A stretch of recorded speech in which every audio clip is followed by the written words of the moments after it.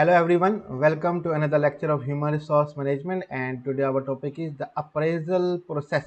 Basically ये chapter number 10 है HRM का और आज हम देखेंगे अप्रेजल प्रोसेस क्या होता है. ठीक है. The appraisal process is a way to focus communication on how effectively an employee's efforts help to accomplish organization या organizational objectives. अब अप्रेजल प्रोसेस जो है ये बेसिकली इज अ वे, ये एक तरीकाकार है टू फोकस कम्युनिकेशन, जिसमें हम कम्युनिकेशन पे फोकस करते हैं ऑन हाउ इफेक्टिवली, कि कैसे इफेक्टिवली एंड एम्प्लॉई एफर्ट, कि किस तरह से बेहतरीन तरीके से एम्प्लॉई की जो एफर्ट्स होती हैं help to accomplish organization objective, वो मददगार साबित होती हैं ऑर्गेनाइजेशन के मकासद हासिल करने में. कि अप्रेजल जो है वो बेसिकली ये बताएगा कि आपकी एफर्ट्स कितनी इंपॉर्टेंट है हमारे लिए, कि वो ऑर्गेनाइजेशन के गोल के हासिल करने के लिए या ऑब्जेक्टिव को हासिल करने के लिए हमारे लिए मददगार साबित होंगी. तो अप्रेजल बेसिकली इवेल्युएशन करेगा उन एम्प्लॉयज़ की एफर्ट्स को और उनको बताएगा कि वो कितनी इंपॉर्टेंस है हमारे लिए और क्या उनमें करेक्टिव एक्शन चाहिए. Appraisal process start with a well-designed job and clearly communicated performance standard as illustrated in the figure in the next slide and result in recognition of the effort or assisting the employee to redirect efforts in more efficient way to achieve the objective. अब जो appraisal process है कि हम evaluation करेंगे employ की efforts की, उसका जो पूरा अमल है वो शुरू होता है कि सबसे पहले अपने वेल डिज़ाइन जॉब करनी है. ठीक है, कि जॉब को पूरा डिज़ाइन करके उनके सामने पेश करना है कि ये आपकी जॉब है. And clearly communicated performance standard, और जो परफॉर्मेंस के कारकर्दगी के मैार हैं वो आपने कम्युनिकेट कर देने हैं कि हमें इस मैार की परफॉर्मेंस चाहिए आपकी. जैसे हम 9th-10th के बच्चों को कहते हैं कि 90% से अबव मार्क्स चाहिए, तो ये स्टैंडर्ड जो भी स्टैंडर्ड बनाए हैं वो आपने कम्युनिकेट कर देने हैं. As illustrated in the figure in the next slide, जो कि हमने नेक्स्ट स्लाइड में पूरा प्रोसेस बनाया है वो देख लेंगे हम.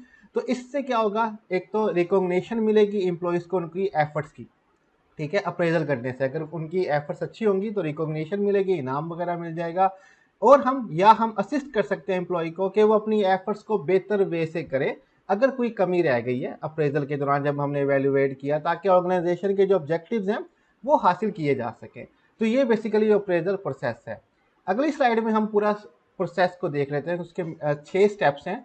सबसे पहला स्टेप है establish performance standards with employees. Second step communicate expectation. Third step है measure actual performance. Fourth compare actual performance with standard. और फिफ्थ स्टेप है हमारे पास discuss the appraisal with employ. और finally if necessary initiate corrective action. अब ये 6 के 6 step क्या हैं, हम वन बाय वन इनको अगली स्लाइड में देखते हैं. सबसे पहले हमारे पास है एस्टैब्लिश परफॉर्मेंस स्टैंडर्ड के कारकर्दगी के मैार आप बता दें कि वो क्या होंगे, कि जॉब जो करेंगे वो तो उसका मैार कितना होना चाहिए. जिस तरह मैंने कहा कि 9th-10th और एफएससी के बच्चों को कहा जाता है कि 90% से अबव मार्क्स लेने, ये आपका स्टैंडर्ड है. The appraisal process begin with the establishment of performance standards in the accordance with the organisation strategic goal.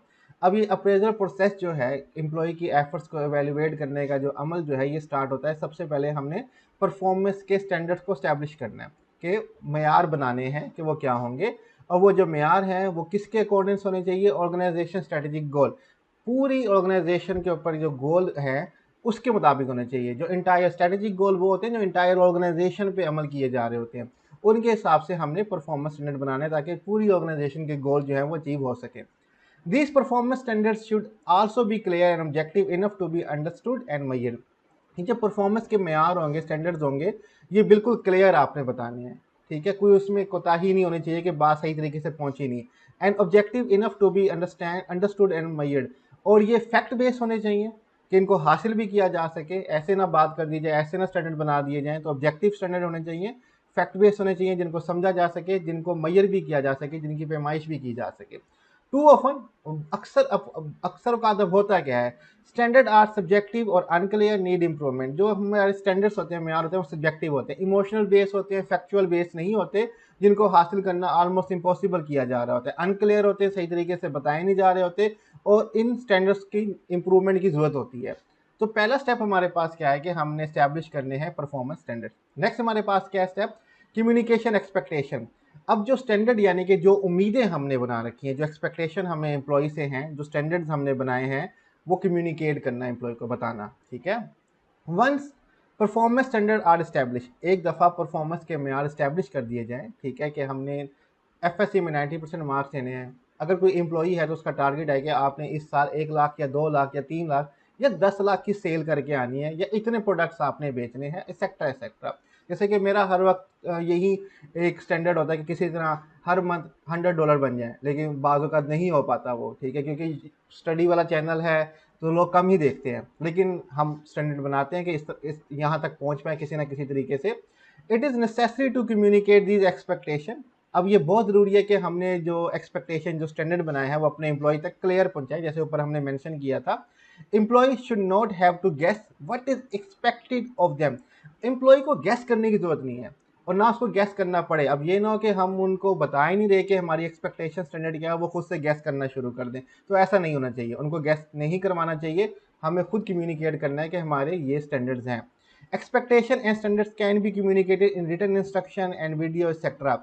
अब ये जो एक्सपेक्टेशन और स्टैंडर्ड हैं, जो हमने मेयार बनाए हैं उनकी कारकर्दगी के, ये हम कम्युनिकेट कर सकते हैं, लिख के दे सकते हैं, इंस्ट्रक्शन ईमेल कर सकते हैं, या वीडियो बना के दे सकते हैं कि ये आपके मेयार हैं, ये काम आपने करने हैं और ये इस महीने के एंड तक पूरे होने चाहिए। तो किसी भी तरह से हम कम्युनिकेट कर सकते हैं अपनी एक्सपेक्टेशन और स्टैंडर्ड एम्प्लॉयज़ को। नेक्स्ट जो हमारे पास आगे वो है मैयर एक्चुअल परफॉर्मेंस। हमने अपने एम्प्लॉय की एक्चुअल परफॉर्मेंस जो है उसको अब मैयर करना है। Many job elements like productivity may be easy to measure, but some important skills can be difficult to measure objectively like teamwork, communication, leadership. Many job element, बहुत से job के elements होते हैं, पार्ट्स होते हैं, जैसे कि एक पार्ट है प्रोडक्टिविटी, कि पैदावार कितनी गई है। इसको मैयर करना बड़ा आसान होता है कि एम्प्लॉई कितने प्रोडक्ट्स बना रहा है, कितनी पैदावार कर रहा है। मिसाल के तौर पर उसको कहा गया है कि आज के दिन में आपने 10 लैपटॉप बनाने हैं और वो 10 लैपटॉप बना के दे रहा है, तो बड़ा आसान है इस चीज़ को मैयर करना कि यार उसकी प्रोडक्टिविटी बड़ी बेहतरीन है।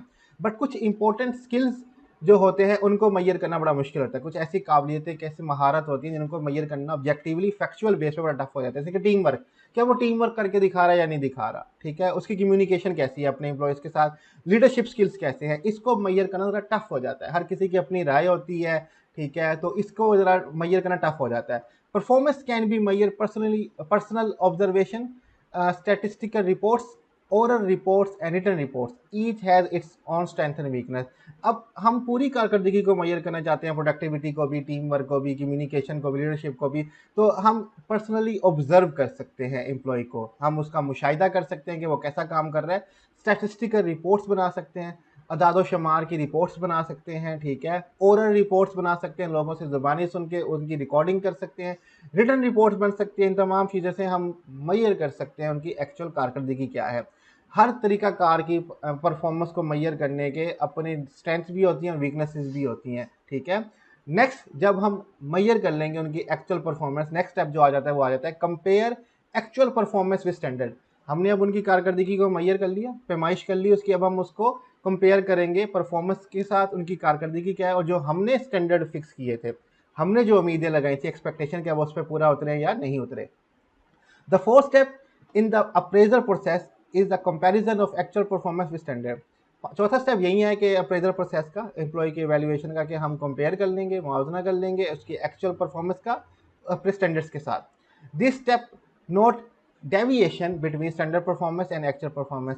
ये जो स्टेप है ये नोट करता है कि डेविएशन कितनी है, कि फ़र्क कितना आ रहा है स्टैंडर्ड परफॉर्मेंस के बीच में और एक्चुअल परफॉर्मेंस के बीच में। जो कारकर्दगी हमने सेट कर रखी है, मेयार बना रखा है, उसके अंदर और एम्प्लॉय की एक्चुअल परफॉर्मेंस में क्या फ़र्क आ रहा है, ये सब चीज़ें नोट कर ली जाती हैं। अगर फ़र्क नहीं आ रहा तो ये भी नोट कर लिया जाता है। तो ये हमारा फोर्थ स्टेप यहाँ पे कंप्लीट हो जाता है। नेक्स्ट हमारे पास आता है discuss the appraisal with the employee. सबसे मुश्किल स्टेप, कि अपने अप्रेजल को जो आपने वैल्यूएट किया है उसको एम्प्लॉय से डिस्कस करें, क्योंकि ये मुश्किल स्टेप इसलिए है, इसमें नेगेटिव व पॉजिटिव इमोशंस नहीं कर रहे होते हैं। हम कह सकते हैं कि आपकी परफॉर्मेंस अच्छी नहीं थी तो एम्प्लॉय को गुस्सा भी आ सकता है, और वो कह सकता है कि नहीं आपका अप्रेजल ही ठीक नहीं है, सेक्टर सेक्टर, ठीक है। तो इसमें बहुत सारे इश्यूज क्रिएट हो जाते हैं बाजू का, ठीक है। तो हमने यहाँ पे क्या करना है, appraising performance is evaluation of an other individual contribution and ability. हम इसमें परफॉर्मेंस जो है इवेल्युएट करेंगे दूसरे इंडिविजुअल की कंट्रीब्यूशन की, क्या कंट्रीब्यूट किया उन्होंने, उसकी एबिलिटी क्या है। The appraisal discussion can have negative as well as positive motivational consequences. मैंने वही बात की, जो अप्रेजल का डिस्कशन हम करेंगे एम्प्लॉय के साथ, इसका नेगेटिव इम्पैक्ट भी हो सकता है और पॉजिटिव इम्पैक्ट हो सकता है मोटिवेशनल कॉन्सिक्वेंसेज हो सकते हैं उसके। या अब हम डिस्कस करेंगे, या तो वो मोटिवेट हो जाएगा और बेहतर काम करने के लिए, या वो मोटिवेट हो जाएगा और गलत काम करने के लिए। क्या इतनी मेहनत की है फिर भी अप्रेजल में नेगेटिव बातें आ रही हैं, अगर अच्छी तरीके से कम्युनिकेट ना किया गया तो फिर वो नेगेटिव की तरफ चला जाएगा। तो इसमें नेगेटिव और पॉजिटिव मोटिवेशनल कॉन्सिक्वेंस नताइज निकल सकते हैं अप्रेजल की डिस्कशन के दौरान। अ डिफरेंस ऑफ ओपिनियन और परफॉर्मेंस में lead to emotional overcoming both parties, a poor way for evaluation to be handled. वही बात कि ओपिनियन में फ़र्क हो सकता है परफॉर्मेंस की, कि जो अप्रेजल बना रहा है और जो जिसके ऊपर हो रहा है वो दोनों में फ़र्क हो सकता है ओपिनियन का, ठीक है। जिससे इमोशनल ओवरकमिंग बोथ पार्टीज, दोनों पार्टीज इमोशनल हो सकती हैं, एक दूसरे पे इल्ज़ाम लगा सकती हैं।